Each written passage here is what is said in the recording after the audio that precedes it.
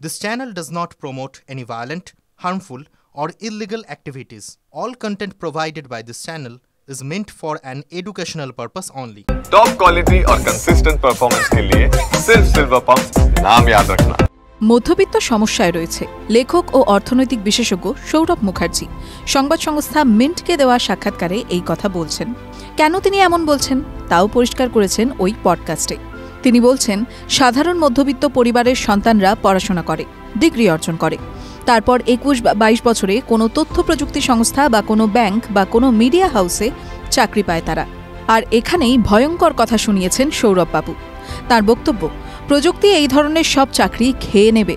তিনি আরও বলছেন, তার পরিবারেও এমন ঘটনার সাক্ষী রয়েছেন তিনি।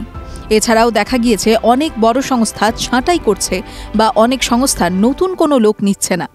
তিনি বলছেন, দেশের বড় বড় সংস্থাগুলোতেও গত কয়েক বছরে সেভাবে নতুন নিয়োগ হয়নি।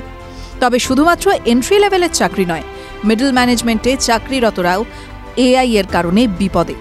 যদিও পশ্চিমা বিশ্বে এর প্রভাব অতটাও নয়। তিনি বলছেন, সেখানে তরুণ প্রজন্মের তুলনায় বয়স্ক মানুষ বেশি থাকায় কর্মক্ষম জনসংখ্যা অনেকটা কম। ফলে সেসব দেশে অতটাও সমস্যায় পড়বেন না সেখানকার তরুণ প্রজন্ম। তাহলে ভারত সমস্যায় কেন? আমাদের দেশের মানুষের গড় বয়স মাত্র 28 বছর, বেশিরভাগই বয়সে তরুণ। প্রতি বছর ভারতে 1 কোটি যুবক যুবতী গ্র্যাজুয়েট হয়।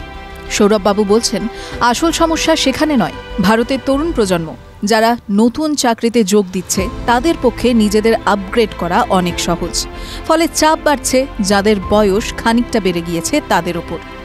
আলোচনায় সৌরভ মুখার্জি বলছেন, মধ্যবিত্তের ওপর আসতে থাকা চাপের কথা।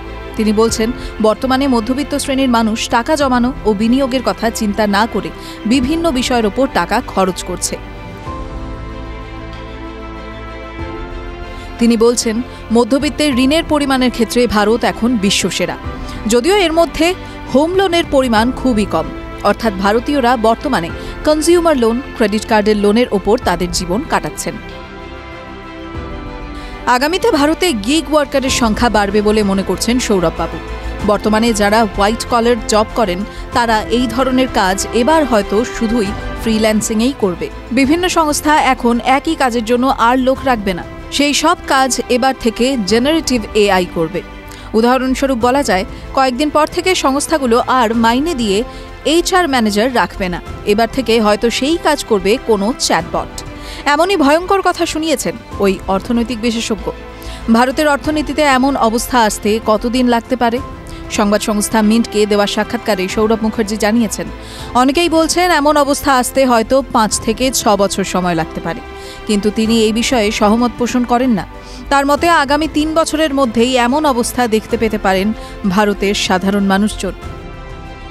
TV9 Bangla digital.